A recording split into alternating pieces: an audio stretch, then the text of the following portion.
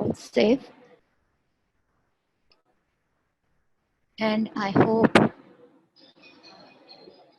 that one day will come when we will have lecture in our lecture halls. Let's pray for that time that all this pandemic is gone and we all have lectures in the lecture halls so we can interact also and we can get more benefit from the lectures. So Bismillahir Rahmanir Rahim.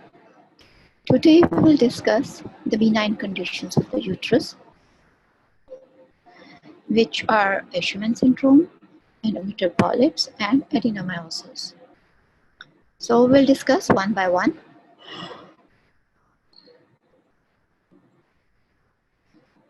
So the learning objectives of today's talk are to describe the common benign conditions that affect the uterus according to their tissue of origin, the cervix, endometrium, and the myometrium.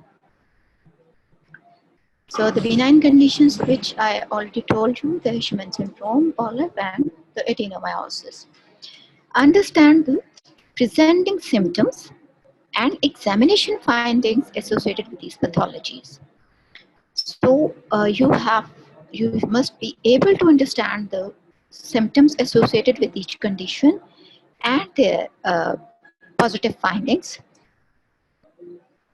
To describe the common tests used to evaluate the uterus and endometrial cavity. So you should be able to enumerate the common tests which can be used to evaluate these different benign conditions. To explain the available treatment options for these benign conditions. So you also should be able to explain what are the treatment options which are available for these conditions. Now, Asherman syndrome is an infrequently acquired uterine condition characterized by the bands of fibrous tissue, that is scarred tissue, inside the uterine cavity or endocervix. It is usually secondary to intrauterine surgery or infection. The incidence seems to be significantly influenced by the number of miscarriages performed, the high incidence of genital tuberculosis in some countries, like our country, we have very common tuberculosis, and the different criteria used to detect intrauterine adhesions. Asherman syndrome is thought to be underdiagnosed because it cannot be diagnosed clinically. It needs investigation, that is hysteroscopy, because it is usually undetectable by routine diagnostic procedures such as an ultrasound scan.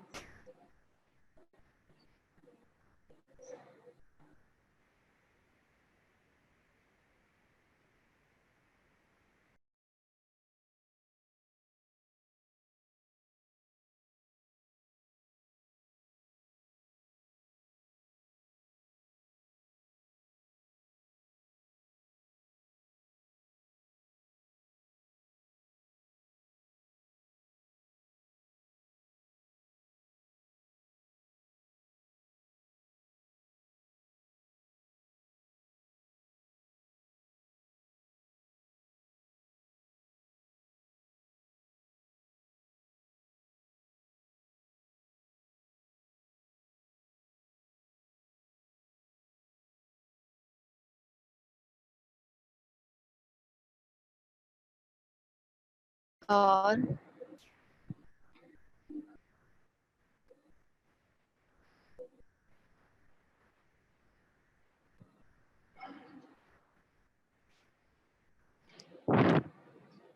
intrauterine myomectomy, cesarean delivery, or hysteroscopic procedures, metroplasty, uterine artery embolization, or pelvic radiations. These are the causes which may damage the stratum basalis of the uterine wall. Second cause is infections, endometritis. due to genital tuberculosis or schistosomiasis or any other kind of infection which may lead to endometritis. The third reason may be hypogonadism. Although not clearly identified, a possible genetic factor could explain why frequent adhesions, incidence, and recurrence, or why intrauterine adhesions can develop even without any surgical trauma or trigger event. So there may be a possibility of genetic factor in such cases. Uh, there are different types of Asherman syndrome according to the site of the lesion. Intrauterine fibrosis without visible adhesions or obliteration of the cavity, that is endometrial sclerosis, or adhesions only in the cervical canal, or uterine cavity adhesions involving central adhesion without obliteration of the cavity, or partial obliteration and constriction of the cavity, and last of all, complete obliteration of the whole uterine cavity. And the fourth one is the uterine cavity combined with cervical canal adhesion. So both uterine cavity and the cervical canal endocervix, they are all blocked due to adhesions. This is normal uterine cavity, normal uterus, and this is the normal uterine cavity. You can see it's all empty, there is nothing inside. And this is the endocervix, this is also all clear. While this is Asherman syndrome, you can see endocervix is clear, but there are these fibrous bands inside the uterine cavity. So these are the intrauterine adhesions called Asherman syndrome. Again here, this is normal uterine cavity, all clear. While this is the Asherman syndrome, you can see these fibrous bands which are running from this wall to that wall, and they are obliterating the uterine cavity. So this is diagnosed as Asherman syndrome. Again, the different types. This is normal uterus, normal uterine cavity, and a cervical canal, nothing inside. While in this, there is endocervix is involved and there are adhesions in the endocervix. Here, there are central adhesions without obliteration of the cavity. And here, partial obliteration and constriction of the cavity. And here, there is complete obliteration of the uterine cavity. The whole uterus is obliterated. And the fourth one, it has both obliteration of the uterine cavity and the endocervical canal. So how can we diagnose Asherman syndrome? It cannot be diagnosed simply by clinical presentation or by pelvic examination, bimanual pelvic examination. It needs investigation, and these investigations involve the direct visualization of the uterine cavity, that is by hysteroscopy, which is the most reliable method of diagnosis. Other methods include hysterosalpingogram, in which we inject the dye through the cervix and we take x-rays 5 minutes apart, two films. And this dye, radio opaque dye, it will pass through the uterine cavity into the fallopian tubes and will spill in the abdominal cavity. And while through passage, it will make opaque shadows in the uterine cavity and into the fallopian tubes. If there is any filling defect, it means there are adhesions. The other method is sonohysterography with 3D or 4D ultrasound. And last of all, MRI can be helpful as a supplementary diagnostic tool. It's very expensive and not available everywhere, so it is used very rarely. The diagnosis cannot be made with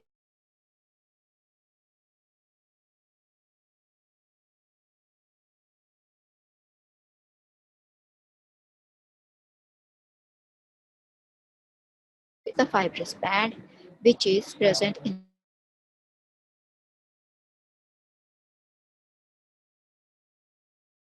cavity.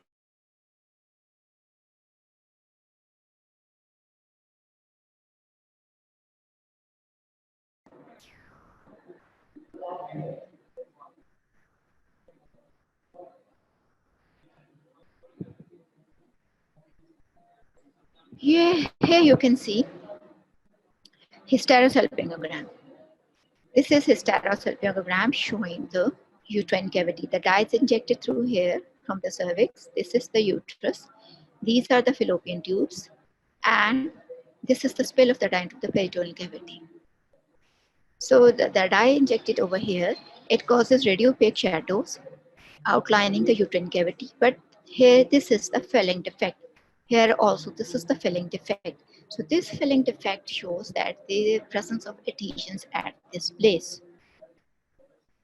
So it means there is intrauterine adhesions present in the center of the uterine cavity, while the rest of the cavity is patent.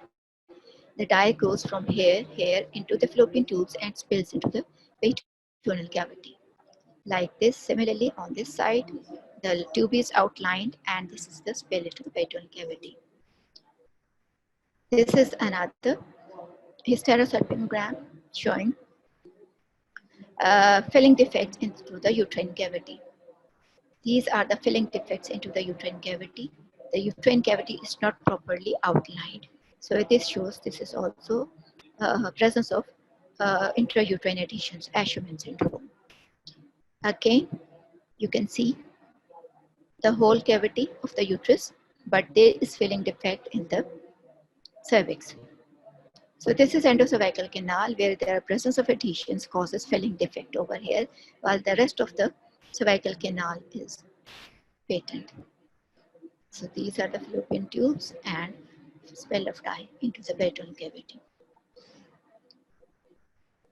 Again, this is another picture, X-ray of the hysterosalpingogram showing filling defects. These are these black areas. These are the filling defects of the radiopaque dye, which shows that adhesions are present at these places, while the rest of the uterine cavity is patent. So this is uterine cavity, and these are the filling defects showing presence of intrauterine septas.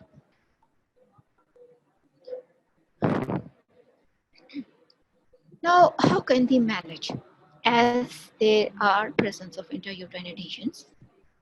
So we have to remove these intrauterine adhesions, and the most the gold standard for this Asherman syndrome is hysteroscopic resection of these intrauterine adhesions, or the old conventional method is through dilatation and curettage of the uterine cavity and adhesiolysis of the intrauterine adhesions. So re-adhesion prevention, after this hysteroscopic resection of the intrauterine adhesions, there are certain steps which we can take to prevent further formation of adhesions, re-adhesions. These are intrauterine device. We can place a copper T inside the uterine cavity, so it prevents the further formation of re-adhesions. Or in a uterine balloon, stand Foley's catheter, or anti-adhesion barriers, that is hyaluronic acids. There are hyaluronic acid gels. If they are inserted inside the uterine cavity, they will prevent the formation of adhesions. Restoring the normal endometrium. So we have to give hormonal treatment or stem cell therapy so as to regenerate the epithelium. Post-operative assessment to see whether the surgery is successful or not, we have to do diagnostic hysteroscopy or ultrasound. This is how we do. This is the resection of the intrauterine adhesions, dilatation and curettage. These are the adhesions. They are resected with the help of a hysteroscope here. This is the scissor which is introduced by a hysteroscope, and these adhesions, they are cut with the scissors. And after this adhesiolysis, we have to insert intrauterine contraceptive device for a period of 3 months so as to prevent the re-adhesion formation. So this is how we treat Asherman syndrome, or we may give estrogen hormonal therapy so as to regenerate the epithelium or stem cell therapy. This is the benefit of stem cell therapy. The endometrial cells, they have a power to regenerate. So stem cells, they are inserted into the uterine cavity. What they cause? They cause production of new cells, enhancement of the endometrial glands, reduction of the fibrotic tissue, secretion of the trophic factors like angiogenesis, activation of endogenous cells, and immune modulatory effects, and they cause inhibition of the cell necrosis and cause self-replication. So when immune modulatory effects, they are stimulated, they cause upregulation of anti-inflammatory cytokines such as interleukin 2, interleukin 4, and interleukin 10, and downregulation of pro-inflammatory cytokines such as interleukin 17 and tumor necrosis factor. So this is how the stem cell therapy works. So all clear that Asherman syndrome, that is intrauterine adhesions, they are treated by resection of the intrauterine adhesions via dilatation and curettage or by hysteroscopy. And after adhesive lysis, we have to insert an intrauterine contraceptive device and give hormonal treatment for a period of 3 months, so that there is prevention of re-adhesion formation and for the regeneration of the endometrium, damaged endometrium. And we can also give stem cell therapy, which will cause a regeneration of the endometrium. Now, uterine polyp or endometrial polyp. What do you understand by a polyp? Polyps, these are the localized overgrowths of the endometrial glands and stroma projecting beyond the endometrial surface. So peak incidence is at the age of 40 to 49 years of age. Cause is unknown, but they are more commonly seen in post-menopausal women who are on HRT and in the patient who are taking tamoxifen for CA breast. These polyps are mostly asymptomatic, mostly are detected by ultrasound.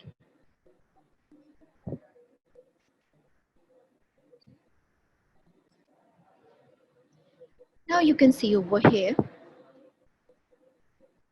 the polyps. This is the uterus, this is cervical canal, and this is vagina. These are the tubes and ovaries. This is endometrial cavity, and you can see these projections of the endometrial glands and stroma, which are projecting beyond the endometrium. So these are the polypoidal growths, the endometrial polyps.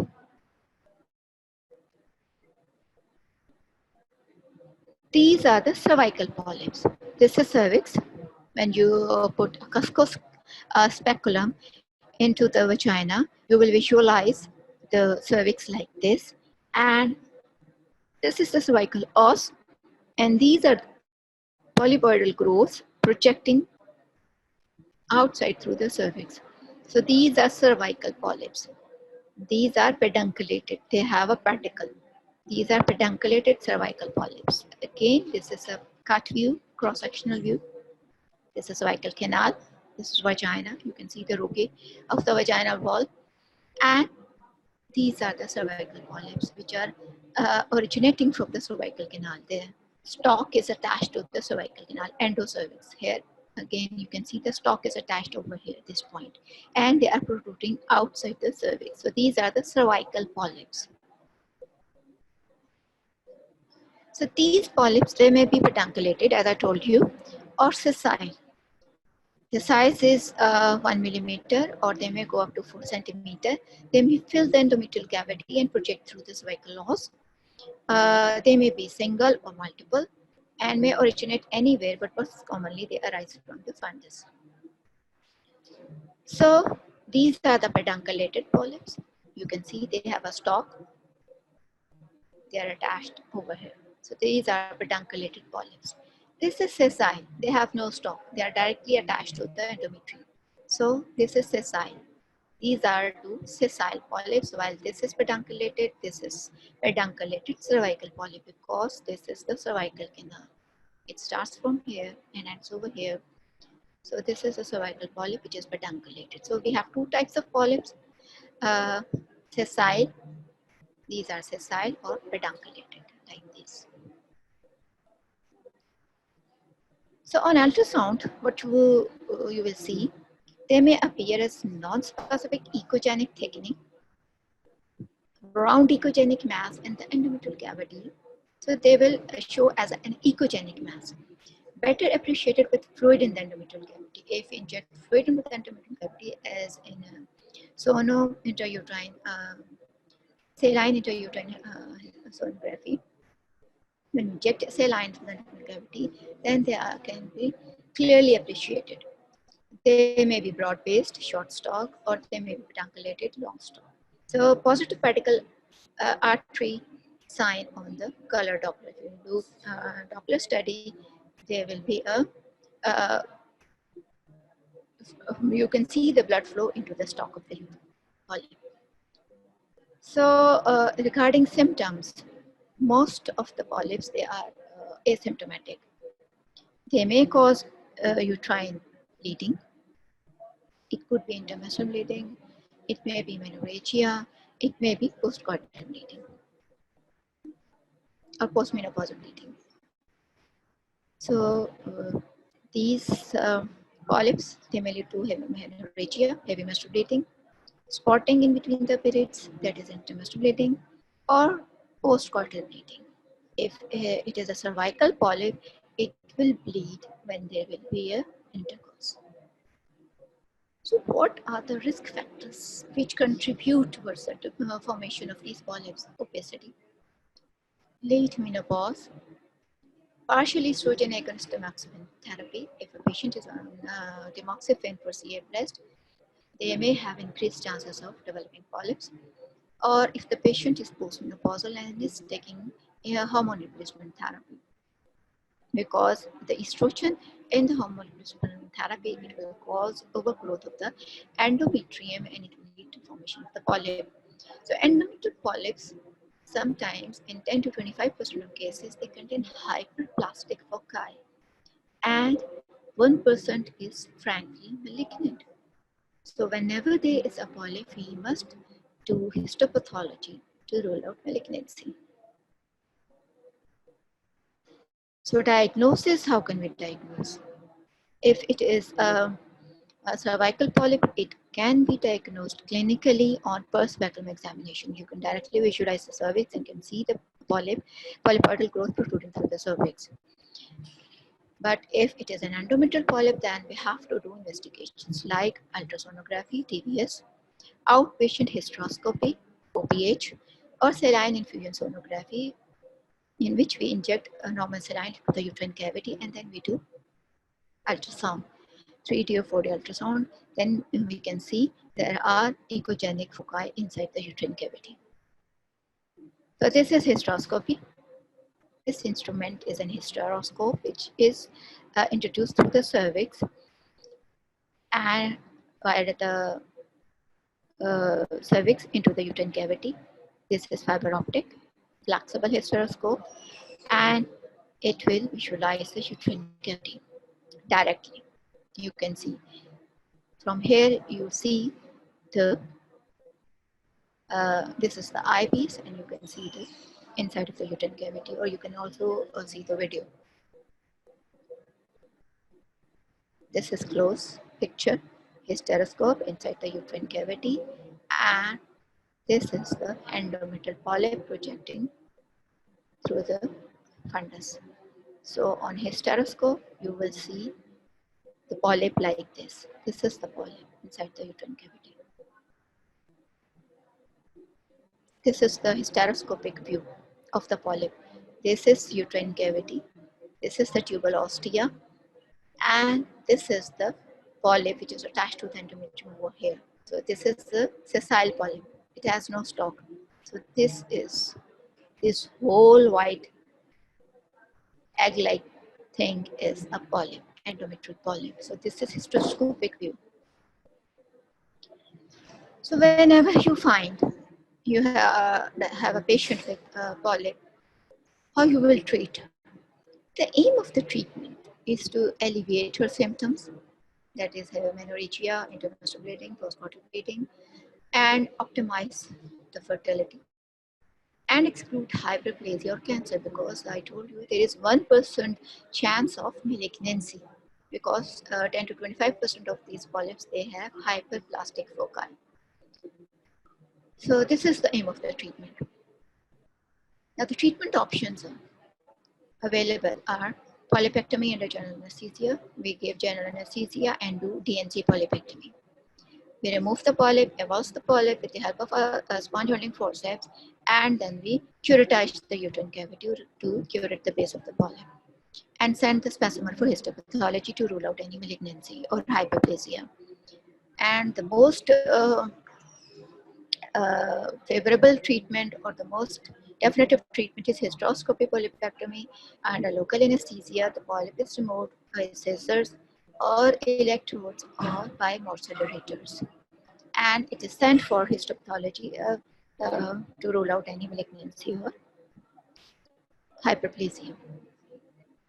So this is how you will treat a polyp with the old conventional method, DNC polypectomy, or hysteroscopic. If the facility is available for endoscopic surgery, then you can do hysteroscopic polypectomy under local anesthesia. It can be done on outpatient basis. Under local anesthesia, we will introduce a hysteroscope inside the uterine cavity, visualize the polyp, and we will cut with the help of a scissor or mouse accelerator. So this is the hysteroscopic view of the inside of the uterine cavity. This is the polyp, pedunculated polyp. And this is the resectoscope, which is introduced via hysteroscope to cut the base of the polyp. So the base of the polyp is cut with the help of this resectoscope, and here the polyp is removed from its side.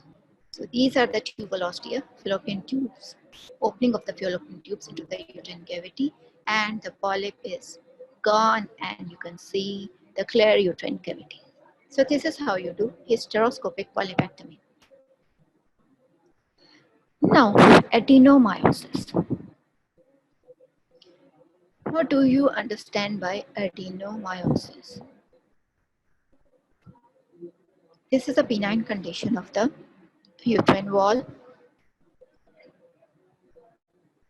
that occurs when the endometrium grows in the other part of the uterus. That is, there is growth of the endometrium into the myometrium. As you can see over here, this is endometrium and this is the myometrium. So this endometrium, it grows into the myometrium. These glands and stroma, they go into the myometrium and they form adenomyosis. This is presence of glands and stroma inside of the myometrium. This is adenomyosis. That ectopic endometrium is present in the myometrium.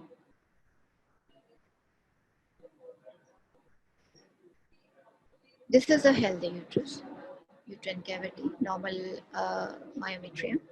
While here you can see this is uterine cavity and this is the myometrium, but it contains the endometrial tissue, and these are the lakes of blood in the myometrium, which are the endometrial glands filled with blood. So this is adenomyosis, which is an enlarged uterus. Uterus is enlarged by the growth of the endometrial tissue into the uterine myometrium. This means that the lining of the uterus grows into the wall and muscle of the uterus. So it has close clinical similarities with leiomyoma, that is fibroid uterus. It is mainly confined to the body of the uterus, occurring as discrete lesions or more extensively. It is rarely seen in the cervical part, so the uterine body is, in majority of cases, is involved. It is considered as an extension of the endometriosis, wherein the endometrial glands grow inside the uterine vasculature.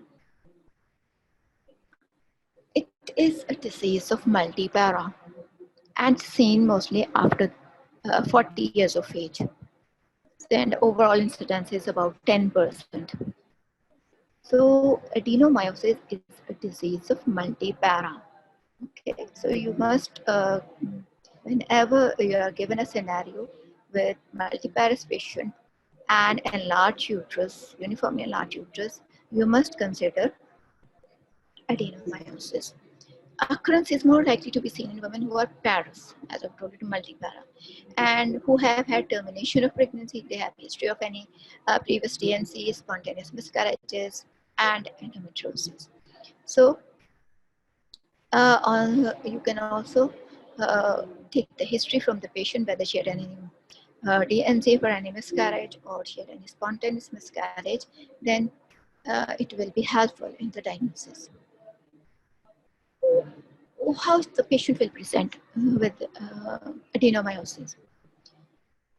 She may have heavy menstruation, prolonged heavy menstruation with vesicative clots, menorrhagia, severe cramps or pricking pain during menstruation, that is, she has severe dysmenorrhea which continues throughout menstruation, abdominal pain, she may have backache, painful coitus, abdominal pressure if the uterus is enlarged up to 12-week size, abdominal bloating or nausea and vomiting during periods. So this picture you can see, this is endometrium and this is the myometrium. So these are the endometrial deposits inside the myometrium, while these are the fibroids. These are the fibroids, that is fibromyomas. These are fibroids, but adenomyosis, these are the lake of blood. These endometrial glands filled with blood because they respond cyclically. These endometrial glands, they will respond cyclically to the hormonal stimulation. So what were the symptoms? Menorrhagia, severe dysmenorrhea, pain, abdominal pain, backache, dyspareunia, abdominal pressure, abdominal bloating, and nausea and vomiting during periods. Again, symptoms, heavy menstrual bleeding, intermenstrual spotting may occur or postcoital bleeding. So why this menorrhagia? The reason is there is increased surface area due to enlarged uterus, increased vascularity to support the enlarged uterus, and impaired contraction due to glandular tissue in the myometrium. The probable association of endometrial hyperplasia. So these are the reasons for heavy menstrual bleeding.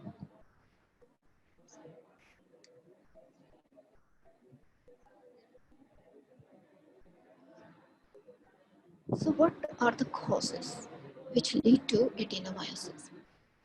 There are several different theories available that actually state the cause of adenomyosis. Among them, we are here to describe some to enhance your knowledge. If there is, during childhood, there can be a growth of extra tissue within the uterine wall, or the growth of stem cells in the uterine muscle wall, or invasive growth of abnormal tissues from the endometrial cells due to cesarean delivery. So during cesarean delivery, there may some endometrial tissue may deposit in the myometrium during surgery, which will lead to formation of adenomyosis later. Or other uterine inflammation after childbirth, they may lead to formation of adenomyosis. You can see this picture. These are the endometrial tissues inside the myometrium. So this is adenomyosis. The uterus is enlarged, boggy, due to the presence of these lake of fluid, and it is tender also. So how we can diagnose? So we can diagnose on clinically on examination. It is difficult to differentiate from fibroid when the uterus is uniformly enlarged. When it is uniformly enlarged, it's difficult to diagnose. The enlarged uterus rarely exceeds 12 to 14 week size. So in adenomyosis, the uterus may become enlarged up to 12 to 14 week size of the uterus. And it is tender on touch and it is boggy, soft. Enlargement of the uterus is regular in adenomyosis as compared to the nodal enlargement of the uterus in fibroid.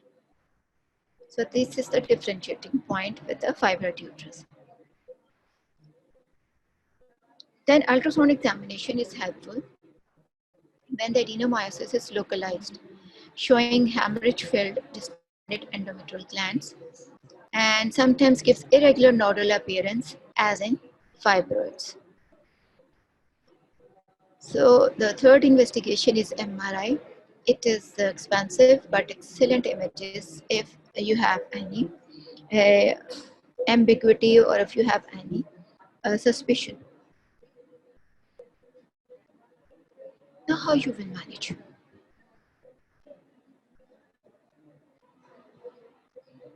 As adenomyosis is a disease of multipara, it usually presents after 40 years of age. At this time, the patient has usually completed her family. So what happens? This the main symptom of adenomyosis is menorrhagia and heavy menstrual bleeding. If the patient is less than 40, we can give her medical management to control her bleeding with tranexamic acid and mefenamic acid. And for dysmenorrhea, we can give non-steroidal anti-inflammatory agents. It will cure both menorrhagia and dysmenorrhea.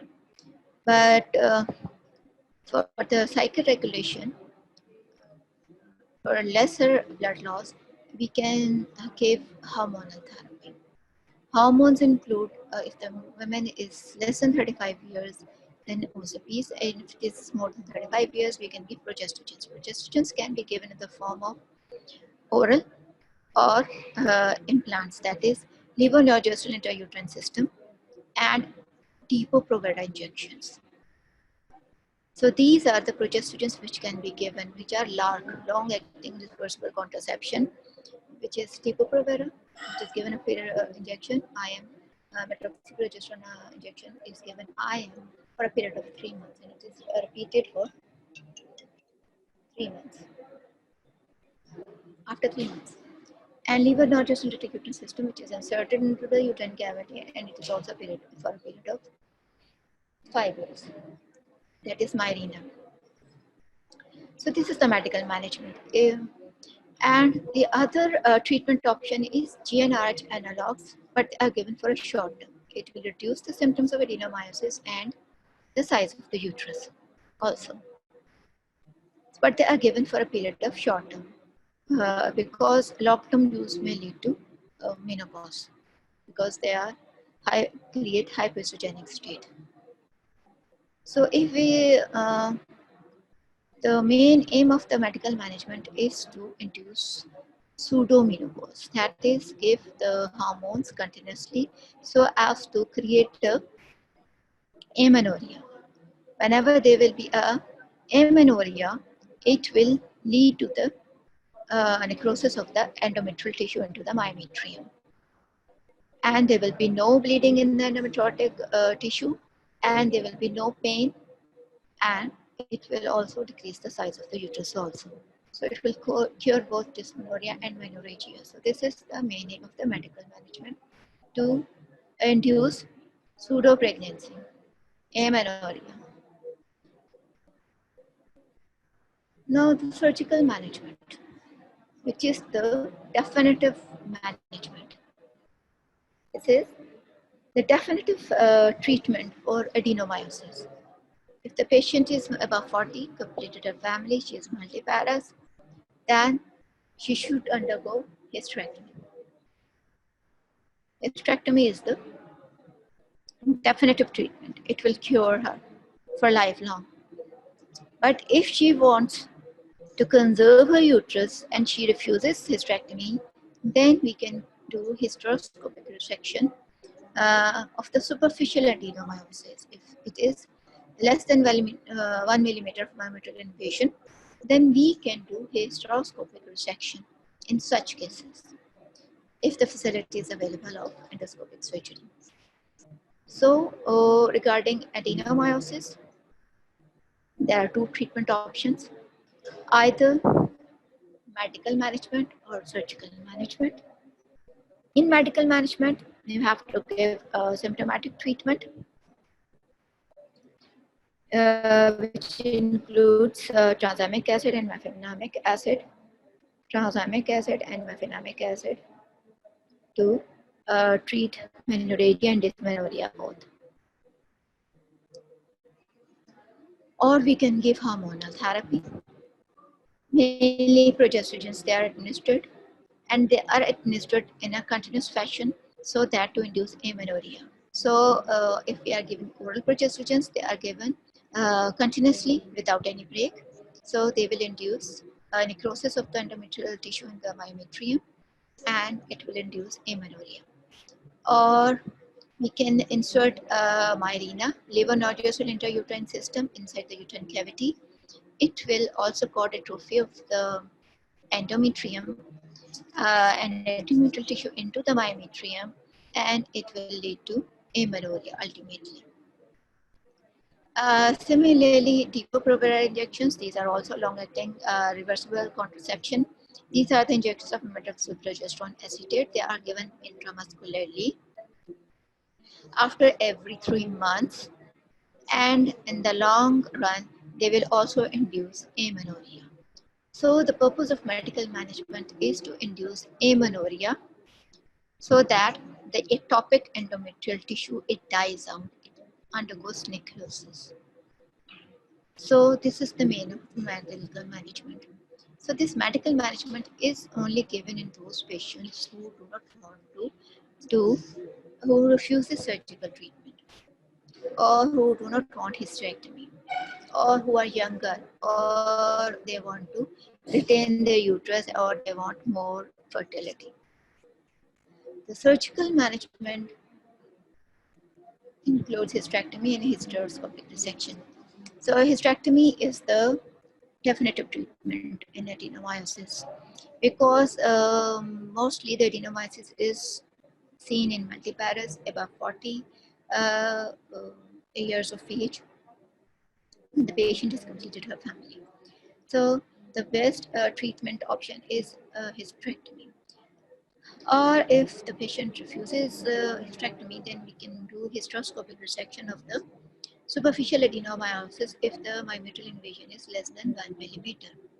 So these are the treatment options which can be offered to the patient depending on her age, her future fertility, and her desire. What are the key points or take-home message? These endometrial polyps. You remember what are endometrial polyps? These are the projections of the endometrium inside the uterine cavity or the endocervix. These endometrial polyps are common, usually benign focal endometrial lesions. They cause heavy menstrual bleeding, intermenstrual bleeding, and post-menopausal bleeding.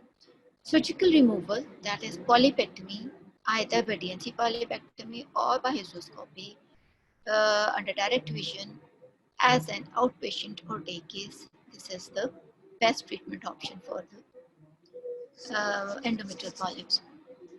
While adenomyosis is a disorder in which endometrial glands and stroma are found deep in the myometrium. So what will happen? This stroma and glands, they will respond to the cyclical changes of in the endometrium due to this estrogen and progesterone, and they will respond. So during menstruation, there will be hyperactivity, hypersecretion, and there will be menstrual blood collected in these glands. So lakes of fluid, they will be seen during the menstruation phase. So due to this lakes of blood in the myometrium. They cause severe dysmenorrhea, they cause heavy menstrual bleeding, and it will also lead to the uniformly enlarged uterus. So this is adenomyosis. Medical treatment like Mirena, that is levonorgestrel intrauterine system, can induce amenorrhea, it will cause endometrial atrophy, and will alleviate the symptoms associated with this disease. Hysterectomy is the only definitive treatment for adenomyosis. So when the patient is multiparous, she is above 40, she has completed her family, and she has distressing symptoms of adenomyosis, then the best treatment option is surgery, that is hysterectomy for her. So these are the take-home messages. So if you have any questions, you can ask. I'm here. You can ask me any questions if you have.